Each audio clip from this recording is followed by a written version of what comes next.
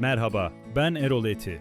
Dünyayı keşfetmeyi ve sizlerle paylaşmayı seven biri olarak bu kanalda hem gezip gördüğüm yerleri anlatıyor, hem de yurt içi ve yurt dışından en dikkat çekici gelişmeleri sizlere aktarıyorum. Yeni yerler, farklı kültürler ve gündemin nabzı hepsi burada. Birlikte keşfetmeye başlayalım mı? İçeriklerimin devamı için lütfen kanalıma abone olun.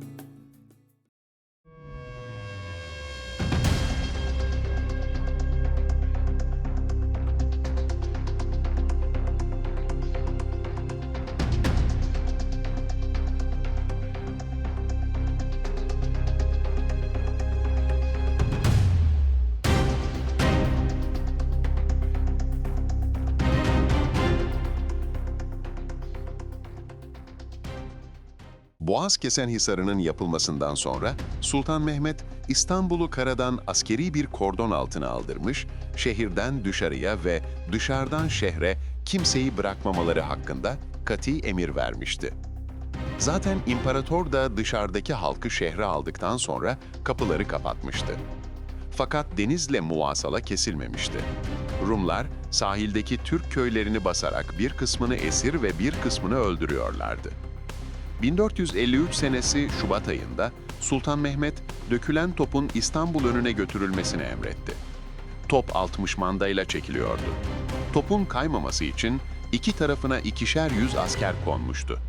Yolun bozuk kısmında ve köprü yapılacak yerlerde yollar düzeltildi. Nihayet top İstanbul'dan 5 mil uzakta bir yere getirildi. Topun naklinden evvel 10.000 kişilik bir kuvvetle Karacapaşa gönderilerek Misivri, Ahyolu ve Vize vesaire kaleleri aldı. Silivri taraflarındaki diğer bir kale Harben alındı ve Silivri Kalesi ise müdafaada sebat etti. Bigados teslim oldu. Sur önüne getirilen top Karacapaşa'ya teslim edildi. Mart başından itibaren Sultan Mehmet, eyalet ve sancaklara hükümler göndererek İstanbul aleyhine hareket edileceğini bildirip orduya iltihaklarını emretti. Muvazzaf ve gönüllü olarak gelen kuvvet orduya iltihak ediyordu.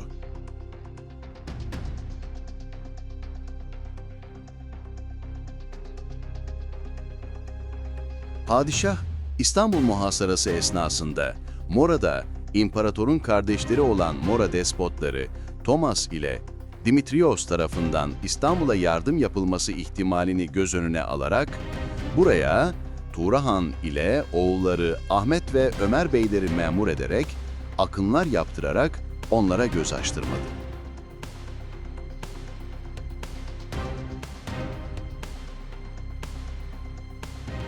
Padişah bütün hazırlığını tamamladıktan sonra 23 Mart 1453'te Edirne'den hareket etti. Keşan mevkiinde durarak Çanakkale Boğazı'ndan geçecek olan Anadolu kuvvetlerini bekledi ve bu kuvvetleri de aldıktan sonra yürüyüşe devam ederek 1453 Nisan'ının 5'inde İstanbul surları önüne geldi ve ertesi gün yani 6 Nisan Cuma günü şehri muhasara etti. Haliç'teki Ayvansaray mevkiinden Hrisipili, Yaldızlı Kapı'ya kadar karadan bütün suru kuşattı. Bu muhasaranın evvelkilerinden farkı, oldukça inkişaf eden Osmanlı donanmasının da muhasaraya iştirak etmesiydi.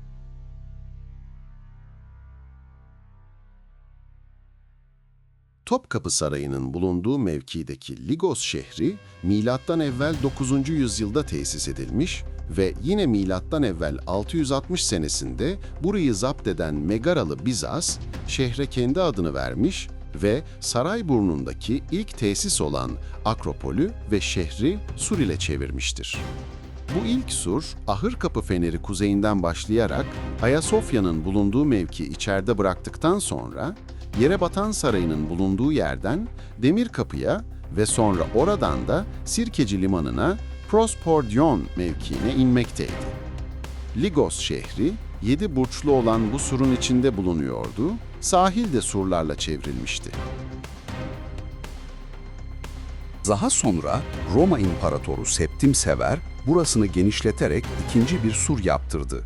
Bu sur, Porta Peremaxon'un yani balık pazarından başlayarak Nuri Osmaniye Camii mevkii, doğuda kalıp Hamza Paşa Mescidi yerinden ve Sokullu Mehmet Paşa Camii doğusundan geçerek doğuya dönüp Ayasofya'nın güneyinden geçer ve Bizans surlarıyla birleşir.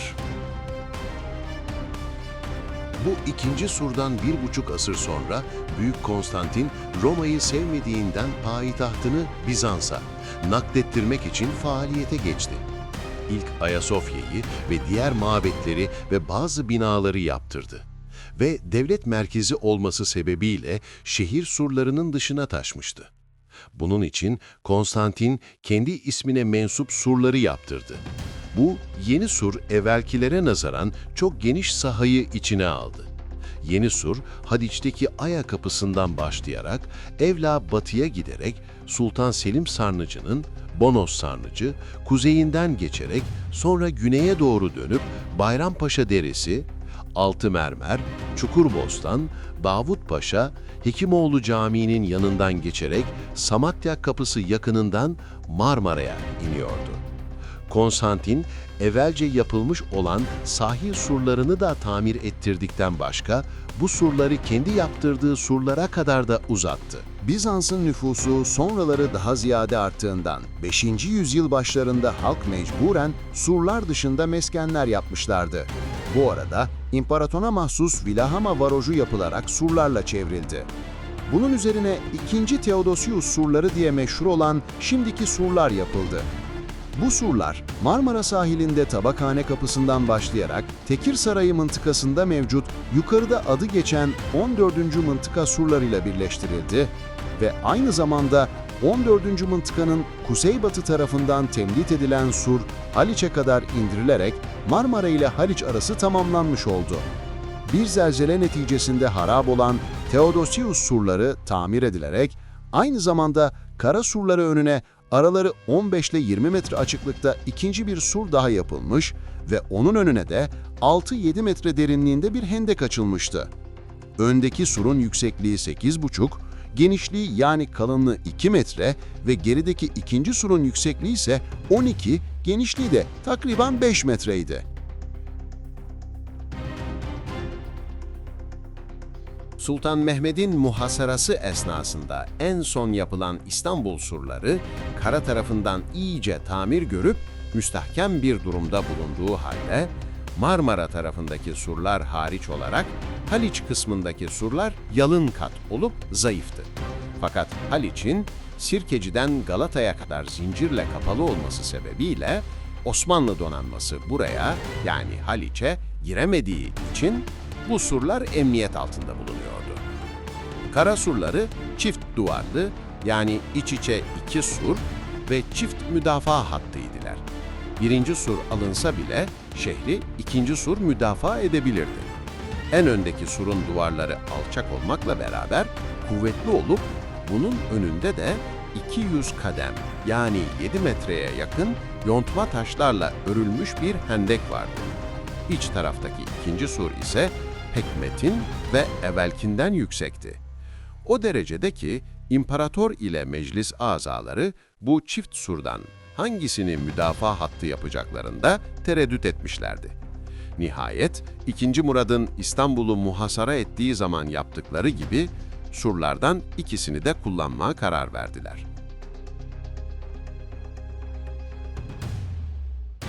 İmparator, surların tamir ve tahkimi ve müdafaa tertibatıyla meşguldü. Şehrin kara tarafındaki kapılarını ördürmüş olup vaziyete intizar ediyordu. 26 Ocak 1453'te İstanbul muhasarasına iştirak etmek üzere 2 kadırga ve 700 cenkçi ile Cenevizli Justiniani geldi. Bu faal zat, kale tamiri ve müdafaa hazırlıklarında imparatora yardım etti. Bu iyi bir kumandan olduğundan, imparator bunu başkumandan tayin ile evvela Vilaharna Sarayı'na yakın olan surların muhafazasına memur etti. Eğer İstanbul muhasaradan kurtulacak olursa kendisine Limnos adasını verecekti. Fakat sonradan muhasaranın sıklet merkezi hafif olan surlar tarafına yani Topkapı ile Edirne Kapı arasındaki kısma intikal edince Justiniani emrindeki 400 zırhlı nefer ve 300 denizci efratla bu tarafın müdafasına geldi. Bundan başka Papa muhasara esnasında 3 büyük kadırgayla 200 asker ve mühimmat ve erzak göndermiş ve 30 geminin daha hazırlanmakta olduğunu da bildirmişti. Bundan başka Sakız Cenevizlileri 2 gemiyle 700 ve Ceneviz'den de bir gemiyle 300 ve İspanya ile adalardan da kuvvetler gelmişti. Galata'da bulunan Cenevizliler de imparatorla beraber çalışıyorlar ve İstanbul elden çıkarsa bunun zararının kendilerine de dokunacağını biliyorlardı. Bunun için durumu Ceneva'ya bildirip kuvvet istemişler ve 500 cenkçi ile bir geminin Galata'nın yardımına gelmekte olduğu cevabını almışlardı. Bununla beraber bu bezirganlar her ihtimali göz önüne alarak İstanbul muhasarası başladıktan sonra Osmanlıları da gücendirmek istemeyerek bazı vaatler mukabilinde gizlice onları da yardım etmeyi ihmal etmemişlerdi. Daha padişah Edirne'deyken bunlar bir heyet gönderip dostluk muahedelerini tazelediler. Sultan Mehmet, İstanbul'a yardım etmemek şartıyla Galata Cenevizlilerinin dostluğunun devamını esas koymuştu. Ticaret maksadıyla Karadeniz ve Azak Denizi taraflarına gidip geri dönerek İstanbul'a uğrayan ve Venedik'e gitmek isteyen Venedik gemileri, gerek imparatorun ve gerek İstanbul'da oturan Venediklilerin ısrarıyla İstanbul'da alıkonulmuşlardı.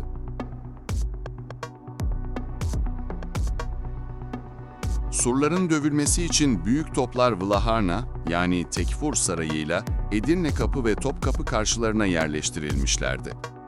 Bunlardan en büyük top Kaligarya, yani Eğri Kapı karşısına konmuştu. Fakat bu taraf surlarının pek kuvvetli olmasından dolayı bir netice alınamayacağı düşünülerek buradan kaldırılıp Topkapı'nın kuzey tarafına alınmıştı.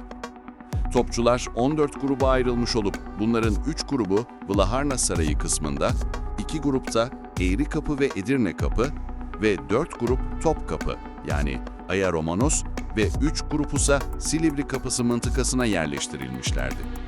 Barbarossa'nın kaydından da anlaşıldığına göre büyük top sayısı 4'tü. Kale önünde de toplar dökülmüş ve tamir edilmişti. Padişah karargahı, Topkapı'nın karşısına tesadüf eden sahanın gerisinde, yani Maltepe tarafındaydı. Kara surlarının sol cenahı, Ayvansaray'dan Edirne Kapı'ya kadar olan kısmı, Rumeli Beylerbeyi olan Dayı Karacapaşa kumandasındaydı. Edirne Kapı ile Topkapı arası, padişahın bulunduğu merkez kolunu teşkil ediyordu. Topkapı'dan Yedikule'ye kadar olan kısım ise, Anadolu Beylerbeyi İshak Paşa ile Mahmut Paşa kumandanları altında bulunuyordu.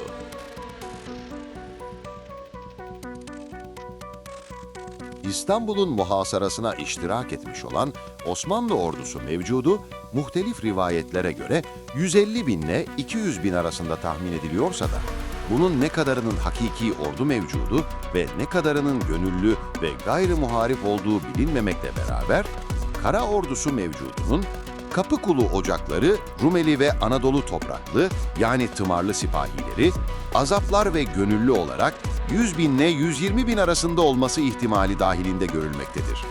Bu kuvvetin bir kısmı Zaanos Paşa kumandasında olarak Cenevizlilere ait Galata surlarının dışındaki Beyoğlu tarafında bulunmaktaydı.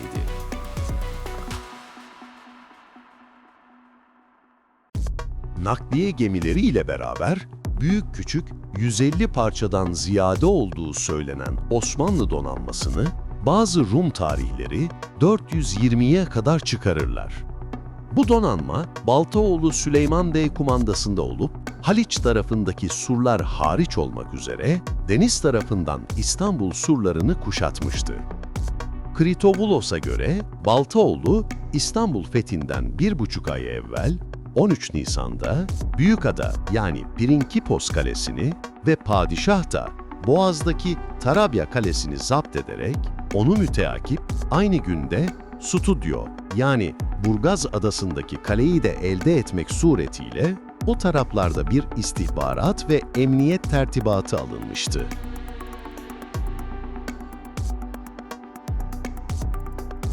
İstanbul'u müdafaa edenlerin mevcudu da belli değildir. Bu hususta müteaddit kaynaklar tetkik edilerek bir fikir elde edilmiştir. Sıhhate en yakın olarak muhasara esnasında imparatorluğun Hazeri ordusu mevcudu 5000, muhasaradan az evvel imparatorun şehirde eli silah tutan halktan topladığı kuvvetse 4973'tü. Bu kuvvetlerden başka Venedik, Cenevizle Girit, Sakız Adalarından, İspanya, Provans'tan gelen yardımcı kuvvet mevcudu 3000 olup buna gerek ecnebi ve gerek Rum donanmasından surlarda hizmet gören 2000 gemi mürettebatı ve Şehzade Orhan'ın maiyetinde bulunan 600 Türk'ün de ilavesiyle Bizans'ın müdafaa kuvveti de en aşağı 15.000 kadardı. Mamafi, bu miktarın muhasaranın devamı esnasında zayiatı telafi etme suretiyle artmış olduğuna şüphe yoktur. Surlar üzerinde müdafaa bölgesi 27 kısma ayrılarak her biri bir kumandana verilmişti. Aios Romanos yani Topkapı mıntıkası imparator, Justiniani ve Kantakuzen taraflarından müdafaa ediliyordu. Bizans'ın gerek kendisinin ve gerek yardımcı olarak gelmiş olan donanma mevcudu da muhtelif ebatlı olarak 8 Ceneviz, 15 Venedik, 6 adet İtalya Cumhuriyetlerine ait gemi ile 7 Bizans kadırgası ve diğer muhtelif yerlere ait gemilerden oluşan 39 gemiydi. Bu gemiler 2 Nisan'da imparatorun emriyle Yalı Köşkü ile Galata'da Kurşunlu Mahzen arasına gerilmiş olan zincirin gerisinde Haliç'te bulunuyorlardı. Bunlardan 10 adedi gerilmiş olan zinciri kırmak için yapılacak taarruzu önlemek için müdafaa hattının önünde yer almışlardı.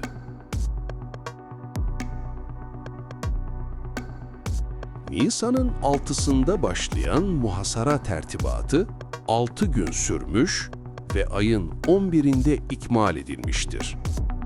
Bu suretle hazırlık tamamlanıp Zaanos Paşa'da Beyoğlu cihetinde tertibat aldıktan sonra Sultan Mehmet İslami ananeye uygun olarak Mahmud Paşa'yı imparatora göndererek kan dökülmeden şehrin teslimini teklif ettiyse de Konstantin şehri müdafaa edeceğine yemin etmiş olduğunu ve ancak muahede mucibince vergi vereceğini beyan ederek teslim teklifini reddetti. Bunun üzerine Nisan'ın 12'sinden itibaren büyük topların işlemesiyle asıl muhasara başlamıştı. Gerçi 5 gün evvelden beri ufak tefek çarpışmalar ve bir defa Rumların çıkış hareketleri olmuşsa da o kadar ehemmiyetli değildi.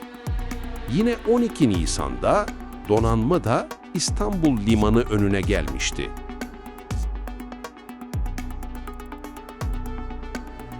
Senrumen, yakınına yerleştirilen büyük topun gürültüsü, şehir halkının kuvve-i maneviyesini sarstı. Bu top, günde ancak 7-8 defa atılabiliyordu. Toplar tunçtan olup uzun menzilli idiler ve büyük çapta taştan gülle atıyorlardı. Bu dehşete karşı halkın maneviyatını yükseltmek için sarayda bulunan Meryem'in tasvirini sokaklarda dolaştırıyorlardı. Diğer toplar mütemadi bir bombardımana devam ediyorlardı. Muhasaranın 10. günü büyük toplardan birisi parçalandı ve etrafındakileri öldürdü. Fakat tekrar tamir olunarak yine faaliyetine devam etti. Toplar bazı yerlerden gedik açtılarsa da şehir halkı erkek, kadın canla başla çalışarak gedikleri kapatıyorlardı. İmparator her gün surları dolaşarak şehri savunanları cesaretlendiriyordu.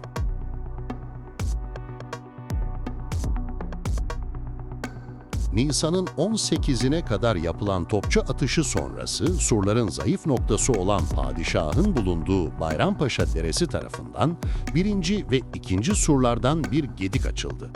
Ve buradan gece bir yürüyüş yapıldı ve 4 saat sürdü.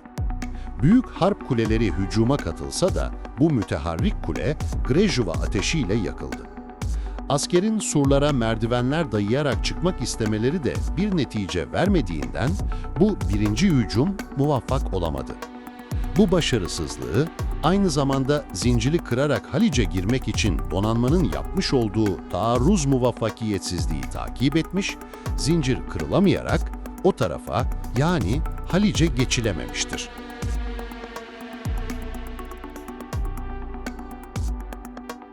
Bu başarısızlıkları 2 gün sonra yani 20 Nisan'daki Deniz Muharebesi başarısızlığı takip etti. Papa İstanbul'a yardım olarak 3 Ceneviz gemisiyle bunların her birinde 400 cenkçi göndermiş ve daha sonra 30 geminin de gönderileceğini bildirmişti. Bunlara yolda Bizanslılara ait olup Mora'dan içerisi zahine, harp levazımı ve şarap yüklü bir gemi de iltihak ederek müsait lodos rüzgarıyla İstanbul'a doğru geldikleri Osmanlı donanması tarafından haber alınmıştı. Bunun üzerine padişah bu filonun karşılanarak imhasını Baltaoğlu Süleyman Bey'e emretti. O da 18 gemiyle bunlara karşı gitti. Rüzgar Papa donanmasına müsait ise de karşı giden Osmanlı donanmasına müsait değildi. Bu suretle Yedikule'yi geçtiler. Bu durumu İmparator Kalesur'undan ve Sultan Mehmet de Zeytinburnu tarafından heyecanla takip ediyorlardı.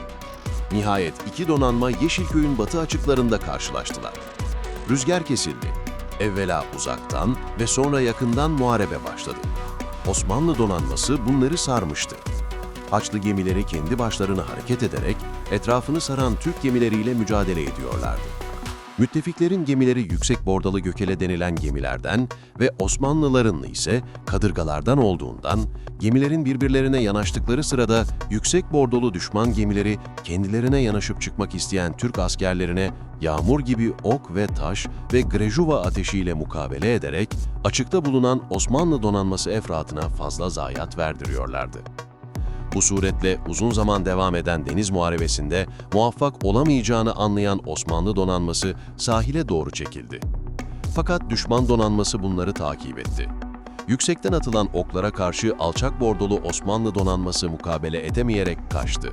Bu vaziyeti seyreden Sultan Mehmet, Türk donanmasının kendisinin bulunduğu tarafa doğru geldiğini görünce hiddet ve teessüründen atını denize doğru sürmüş ve sahilin sığ olmasından dolayı epeyce de ileri gitmişti. Padişahın emri üzerine muharebe tekrar Yedikule önünde başladı. Bu defa Türkler yardımcı gemilerini epey sıkıştırdılarsa da bu sırada rüzgarın esmeye başlaması üzerine yollarına devanla şehir limanlarından birisine geldiler. Geceleyin zincir indirilerek dışarıya çıkan 2 Venedik kadırgası bu yardımcı gemileri alarak Haliç'e getirdikten sonra zinciri yine kapadılar. Baltaoğlu bu muvaffakiyetsizlik üzerine azlolunarak yerine Çalı Bey'in oğlu Hamza Bey tayin edilmiştir. Karadan yapılan hücumun başarılı olamaması ve denizden de donanmanın yenilmesi üzerine askere bir sarsıntı gelmiş ve orduda dedikodu başlamıştı. Bunun üzerine bir harp meclisi kurularak durum görüşüldü.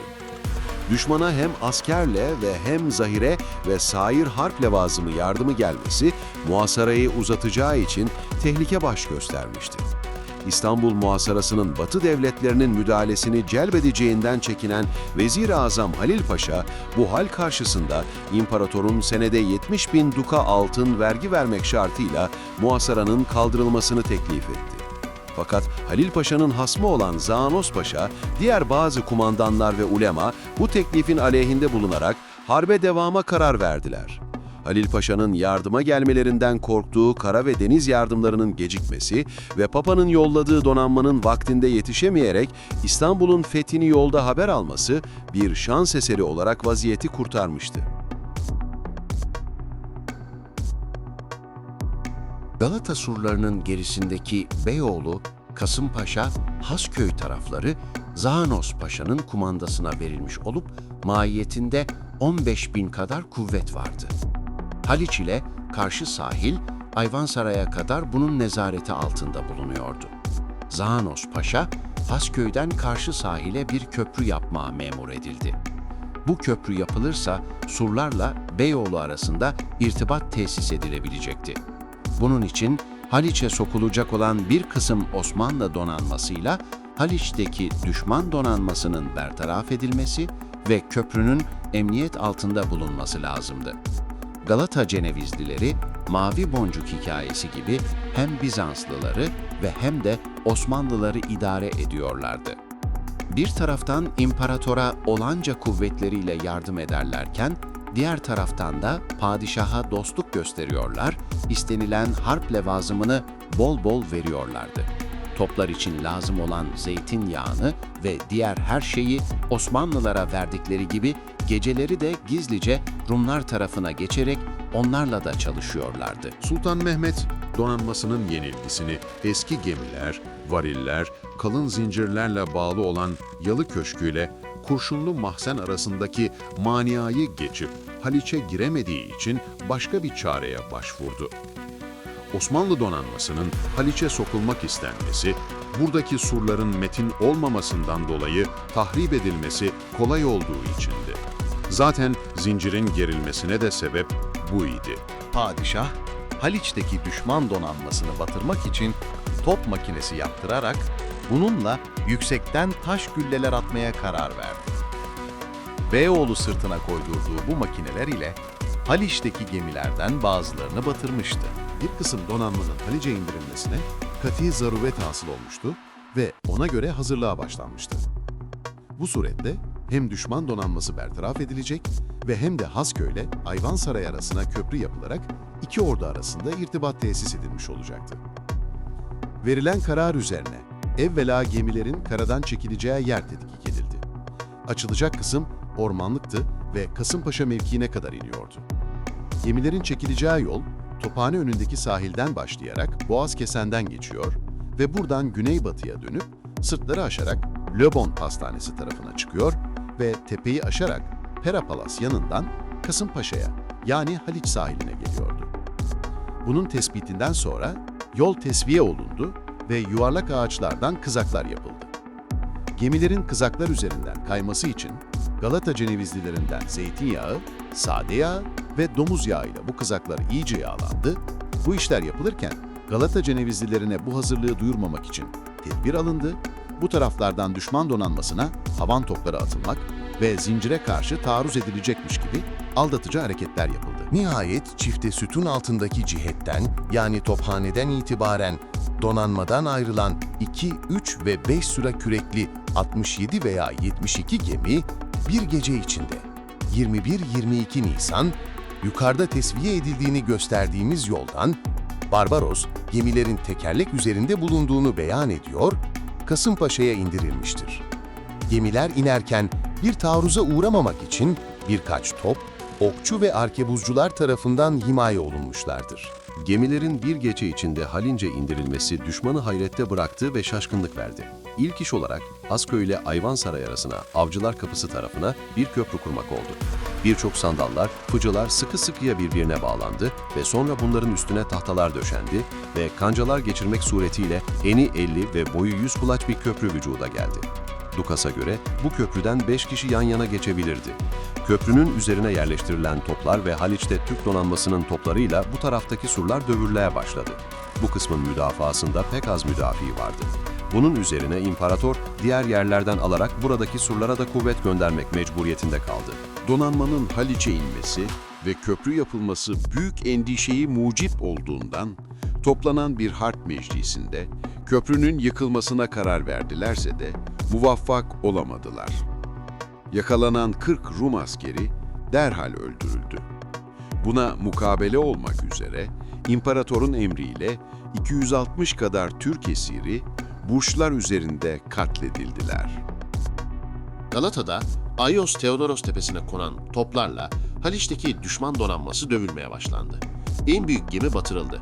Düşman gemileri Galata tarafındaki kıyılara sokumarak top ateşinden kurtulmuşlardı. Fakat artık faaliyet ve hareketleri görülmüyordu. İmparator Haliç suruna koydurduğu 2 topla Türk gemilerini ateş altına alarak ikisini batırdı. Buna mukabil Kasımpaşa tepesine konulan 3 büyük topla Bizans topçusunun bulunduğu surlar mütemadiyen top ateşi altına alındı. Surlara karşı her gün top ateşi devam ediyordu. Eğrikapı tarafına konmuş olan büyük toplardan birisi, oradaki surun metin olmasından dolayı kaldırılarak Topkapı cephesine getirildi. Top adedi burada ziyadeleşmek suretiyle neticenin buradan alınması tekerrür etmişti. Surlar mütemadiyen dövülüyordu. Padişah, kafi derecede tahribat yaptığına kani olduğundan Mayıs'ın 6'sında güneşin batmasından 4 saat sonra gece ani olarak yine Bayrampaşa Deresi vadisindeki surlara mevzii ikinci bir taarruz daha yaptırdı. Fakat bu yoklamadan bir netice çıkmadı ve bu kısmın müdafası için 3 Venedik gemisinden alınan 400 gemici Topkapı surlarını getirilerek burası takviye edildi. 12 Mayıs taarruzu Vlaherna Sarayı ile Edirne Kapı arasındaki surlara yapıldı. O tarafta açılan bir gediye yapılan taarruzda ilk hamlede muvaffakiyet hasıl olur gibi olduysa da ihtiyat kuvvetlerinin yetişmesi üzerine püskürtüldü. Onu müteakip tekrar edilen taarruz yine başarı verecek iken Edirne Kapı mıntıkasından yetişen 1000 kişilik bir kuvvetin yardımıyla bir netice elde edilemedi.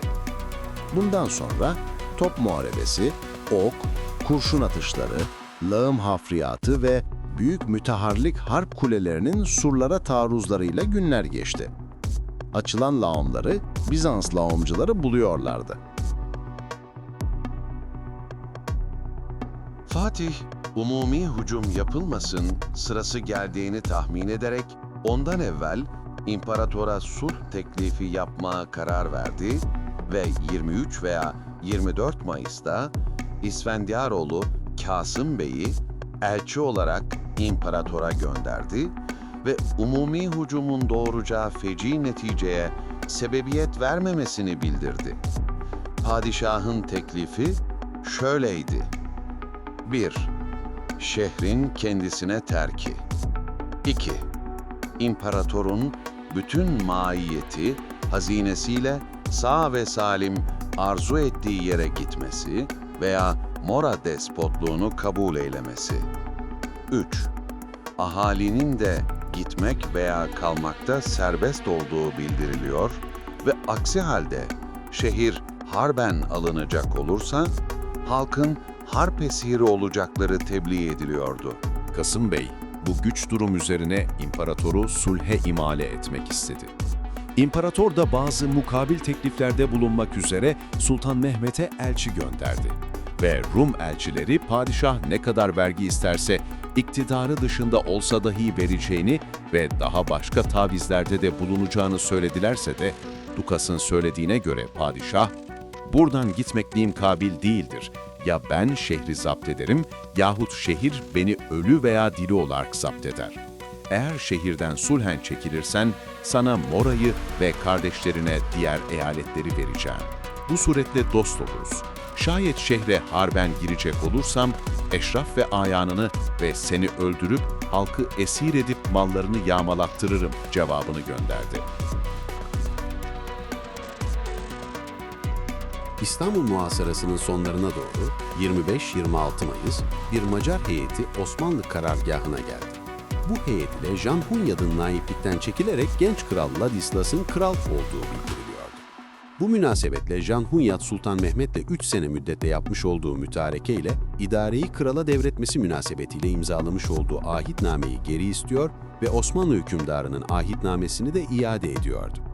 Macar murahhası Vezir-i Azam ve onun yanında bulunan 2 vezirle görüştü, Sefir Efendisi'nden aldığı talimat üzerine İstanbul muhasarasının kaldırılmasını padişahtan rica etti ve aksi halde Macarların Rumlar lehine hareket edeceklerini beyan eyledi. Macar murahhası bundan başka Batı devletlerine ait bir filonun da imparatorun yardımına gelmekte olduğunu da söyledi.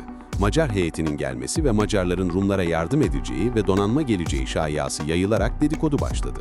26 Ocak 1453'te Venedik Cumhuriyeti'nin imparatorla akdetmiş olduğu muahede mucibince Cumhuriyet, Adalar Denizi'ndeki donanmasıyla yardımı imzalamış ve henüz donanması gelmemiş fakat imparator yardımın acele yapılması için Venedik'in Akdeniz kumandanı Loredano'ya haber göndermişti ki Macar elçisinin Batı kilosu dediği bu olacaktır. Macar elçisiyle olan görüşme padişaha arz edildi. Macarların Rumlara yardım edileceği tehdidi ve bir Batı filosunun yardıma geleceği sözleri Sultan Mehmet'i düşündürdü. 27 Mayıs akşamı bir meclis toplanarak vaziyeti görüştü. Vezir-i Azam Halil Paşa, evvelce gördüğü 3 Haçlı seferinin tehlikelerini yakinen bildiği ve Garp Hristiyanlarının yeni bir Haçlı seferi yapacaklarından korktuğu için imparatorun ağır bir vergiye bağlanarak muhassaranın kaldırılmasını teklif etti. ve bilhassa Batı Hristiyan hükümdarlarının ittifak ederek Türkleri Balkanlardan atmak üzere harekete geçebileceklerini ve daha büyük bir felakete meydan vermemek için rica etmek gerektiğini söyledi. Şüphesiz daima Yıldırım Bayezid'in akıbetini izlediği Varna ve 2. Kosova muharebelerini hatırlıyordu. Bu mütalaaya mukabil Zağnos Paşa, İstanbul'a yardım yapılamayacağını ve yardım yapılsa bile ehemmiyetli olmadığını vesaire padişahın heyecanını teskin edici mütalalar beyan ettiler. Zağnos Paşa'nın mütalaasına bazı ümera ile ulema ve Akşemseddin iştirak eylediklerinden son bir ümit olarak umumi hücuma karar verildi. Filakika, Venedik veya Papa donanmasının Sakız'a geldiği haber alınmıştı. Son yapılacak hücumun neticesine kadar Macar elçisi iade edilmeyerek alıkonuldu. Muhasaranın uzaması ve bir muvaffakiyet elde edilememesi sebebiyle asker arasında da dırıltı başlamıştı. Padişah hakikaten endişeliydi. Akşemseddin'in sebat ve hücum edilmesi hakkındaki mektubu ve manevi tebşiratı havi yazısı da herhalde Sultan Mehmet üzerinde etkili olmuştur. Sultan Mehmet, deniz ve kara kuvvetleri kumandanlarını toplayarak teşci yollu hitabede bulundu.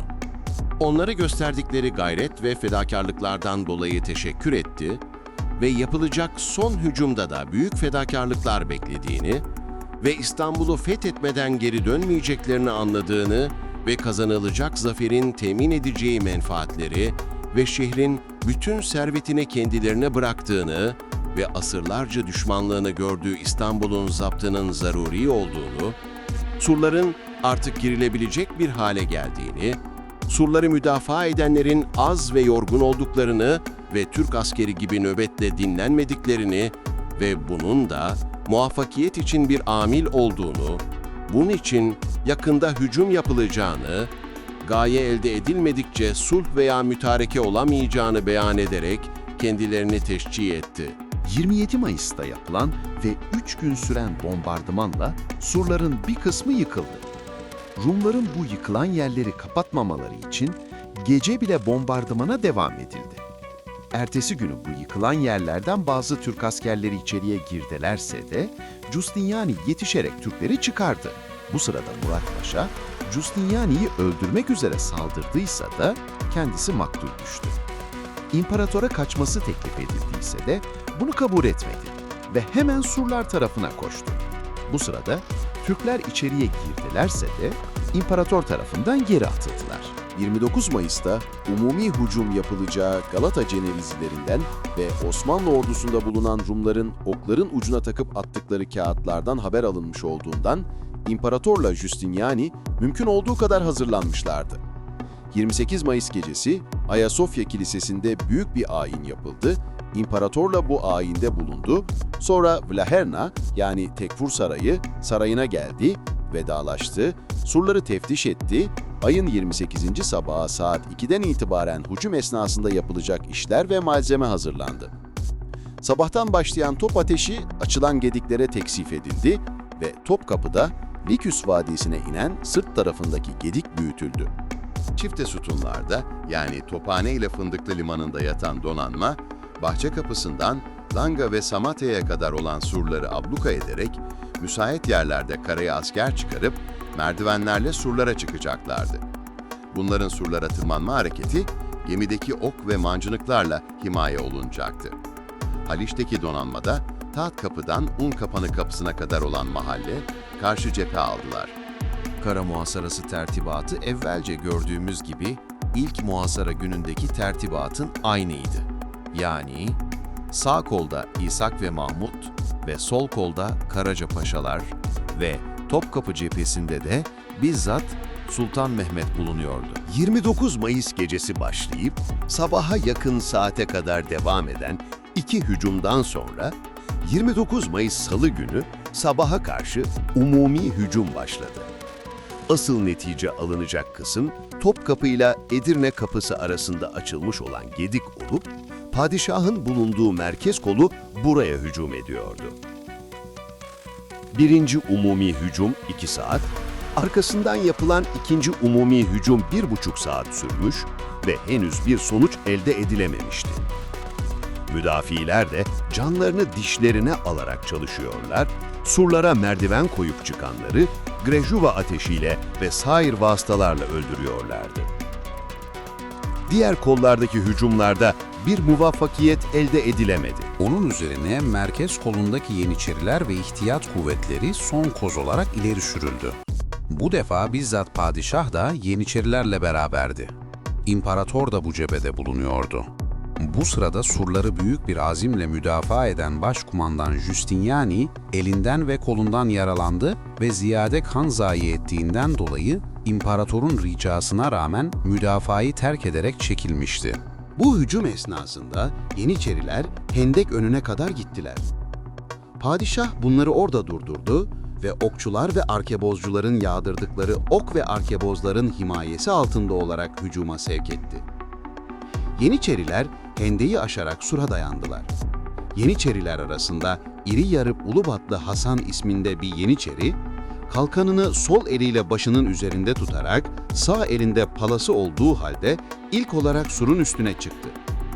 Bunu gören 30 kadar Yeniçeri onu takip ettiler ise de müdafilerin ok ve taşlar ile 8'i öldürüldüler. Ulubatlı Hasan yaralanmasına rağmen diğer arkadaşlarının sura çıkmalarına yardım etti, fakat bunlar da öldürüldü ve Ulubatlı Hasan da büyük bir taşa takılarak surdan aşağı düştü ve yukarıdan atılan ok ve taşlarla şehit oldu. Fakat hücum devam ettiğinden sura çıkanlar çoğaldı ve surun üstünde tutundular. Buna mütakip topla tahrip edilen yerden Yeniçeriler içeri girip 1. surla 2. sur arasındaki sahayı Prevolos işgal ettiler. Buradaki müdafileri püskürttüler. İmparator mahiyetiyle Pempton kapısına doğru kaçtı.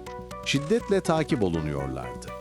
Konstantin omuzundan yaralanmış ve yanındaki Kantakuzen maktul düşmüştü.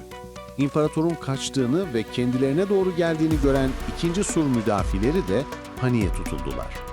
Rivayete göre bu panik esnasında imparator da düşerek çiğnenip öldü. Dış sur düştükten ve 2 sur arasındaki saha Provolos temizlendikten sonra müdafasız kalan iç surlar da alındı. Topkapı içeriden kırıldı ve Türk kuvvetleri bu kapıdan içeri şehre girdiler. Silivri kapısı tarafındaki bir gedikte zorlanarak buradan da şehre girildi. Yalnız Giritli gemicilerin müdafaa ettikleri Vasilaos, Basil Leon ve Alexius burçları alınamadı. Bunlar kahramanca dövüştüler. Bunların müdafaları padişaha arz edilerek kendilerinin gemileriyle mallarının serbest bırakılması şartıyla teslim olarak gittiler. Haliç tarafındaki donanma efradı da Odun kapısından girdiler. Topkapı ile Edirne kapı arasından girilerek surlar işgal olunacağı sırada Karacapaşa kolunda bulunan ve dışarısıyla muhabere etmek üzere evvelden kapatılmış olup Konstantin'in emriyle açılmış olan Kerkaporta yani Cambazhane kapısının açık bulunduğunu anlayan Türk askerlerinin 50 kadarı buradan içeri girmişler ve arkalarından iltihak edenlerle kuvvetlenerek o tarafta Karacapaşa kuvvetlerine karşı müdafaada bulunan Rumlara baskın yaparak bunları kaçırmışlar ve bu suretle bu taraftan da suru işgal etmişler ve Osmanlı sancağını dikmişlerdir. İşte 54 gün süren ve 18 Nisan, 6, 12 ve 29 Mayıs'ta yapılan 4 büyük hücumdan sonraki sonuncusu bunların en umumisiydi, Şarkı Roma İmparatorluğu'nun 1125 senelik baş şehri olan İstanbul yani Konstantiniye 29 Mayıs 1453 Salı günü zapt edildi. Deniz tarafında donanmaya karşı müdafada bulunan müdafiler, sura çıkmak isteyenlerle mücadele edip mukavemet ediyorlardı. Fakat bunlar şehrin karadan işgal edildiğini Türk askerlerinin saat 3'te o tarafa gelmeleri üzerine anlamışlardı. Rumların sur haricindeki Türk kuvvetleriyle harp ettiklerini gören Türkler, surlarda bulunan Rumların üzerlerine hücum ederek bunları öldürmeye başlamışlar ve bu suretle dışarıda gemilerde bulunan askerler de deniz tarafındaki kapıdan içeriye girip ganimet elde etmeye muvaffak olmuşlardır. Deniz tarafındaki surlar İstanbul'un kara tarafından işgalinden 1,5-2 saat sonra işgal olundu. Marmara tarafındaki surların bir kısmına kumanda eden Çelebi Mehmet'in oğlu Şehzade Orhan, şehrin işgal edildiğini haber alınca elbisesini değiştirerek askerler arasında karışmış ise de aranıldığını haber alması üzerine kendisini surdan atarak intihar etmiş ve başı kesilerek padişaha getirilmiştir.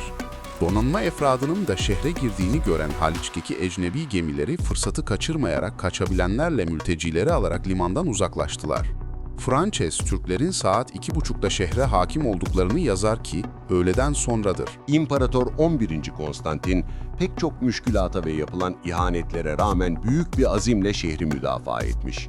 Kendisine deniz yoluyla kaçması teklif edildiği halde bunu reddederek askerinin başında ve memleketinin müdafası uğrunda can vermiştir. Konstantin ölümünde 49 ile 50 yaş arasındaydı. İstanbul fethini mütakip alınan esirlerin sayısı 50.000 kadardı. 22 yaşında İstanbul'u fethederek tarihte Fatih unvanını almış olan 2. Mehmet, surların işgal edilip askerin şehre girmesinden sonra halk, kadın, çocuk, büyük kiliseye doğru kaçışıyor ve kaçamayanlar esir ediliyorlardı. Askerler Ayasofya'ya kadar gittiler, kiliseye dolmuş olan halk arasından istedikleri kadar esir aldılar. Fatih, sıkı bir muhafaza altında olarak mahiyetinde vezir, ulema ve sair ileri gelen devlet adamlarıyla birlikte muhteşem bir alayla Topkapı'dan şehre girdi. Fatih'in İstanbul'a girişi hakkında müellif, eski tarihçiler tarafından görülmeyerek son senelerde yayınlanmış olan bir vakainameden aldığım hulasayı aşağıya yazıyorum. Şehirde yer yer mücadele oluyordu. Kumandanlar padişaha, "Sen bizzat şehre girmezsen biz ahaliyi itaat ettirmeye mecbur kalamayız" deyince, Sultan Mehmet, imparatorun aranmasını emrettiği gibi halka taarruz edilmemesini ve halkın itaat eylemesini emreyledi. Bu suretle şehirde sükunet hasıl oldu. Şehirdeki bütün ölüler yakıldı, şehir temizlendi. Padişah Romanos, Topkapı kapısından şehre girerek Ayasofya Kilisesi'ne gitti. Oraya gelince atından indi, şükrane olarak yere kapandı ve toprak alıp başının üstüne götürdü.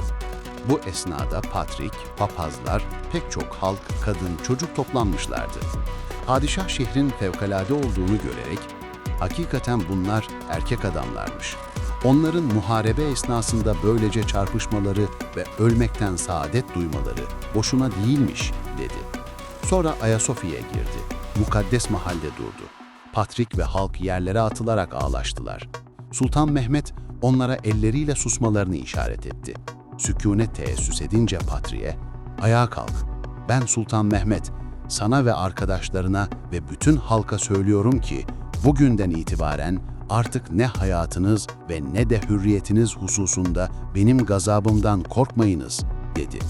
Sonra ordusunun kumandanlarına dönerek askerin halka hiçbir fenalık yapmamalarını emretmelerini ve herhangi birisi bu emre itaat etmezse ölümle cezalandırılacağını bildirdi. Kilisenin her tarafını ve hazinelerini görmeyi arzu ederek herkesin dışarı çıkmasını emretti. Fakat halk ağır ağır çıktığından ve kendisi de bunu bekleyemeyeceğinden dışarı çıktı ve imparatorun sarayına gitti. Orada karşısına Konstantin'in başını getiren bir Sırp çıktı. Padişah, Rum beylerine bu başın Konstantin'in başı olup olmadığını sordu. "Onundur" dediler. Bunun üzerine, "Allah seni ne kadar yüksek yaratmıştı ve seni imparator yapmıştı. Niçin böyle boş yere helak olmak istedin?" dedikten sonra Kesikbaşı Patriğe gönderdi. Konstantin'in zevcesi İmparatoriçe kocasıyla son defa vedalaşıp ayrıldıktan sonra İstanbul'un işgali üzerine Rum beyleri tarafından kızları ve asıl ailelere mensup kadınlarla birlikte Justiniani'nin gemisiyle Mora'ya götürüldü. Sultan Mehmet bunları kaçıranların kimler olduğunu tahkik edip öğrendi ve bunları idam eyledi. Akşam üzeri Sur dışındaki karargahına döndü. Tarihin 2. cildinde görüleceği üzere Fatih Sultan Mehmet, Patrik intihabı ve İstanbul'un tanzimi için görülecek işleri tertip ve icap eden memurları tayin ettikten ve 18 Haziran'a kadar İstanbul'da kaldıktan sonra Edirne'ye döndü ve büyük bir zafer alayıyla şehre girdi. İstanbul'un zaptından 3 veya 5 sene sonra 1456 veya 1458, Latinlerin elinde bulunan Atina alındı ve Peloponez de dahil olduğu halde bütün Yunanistan elde edildi.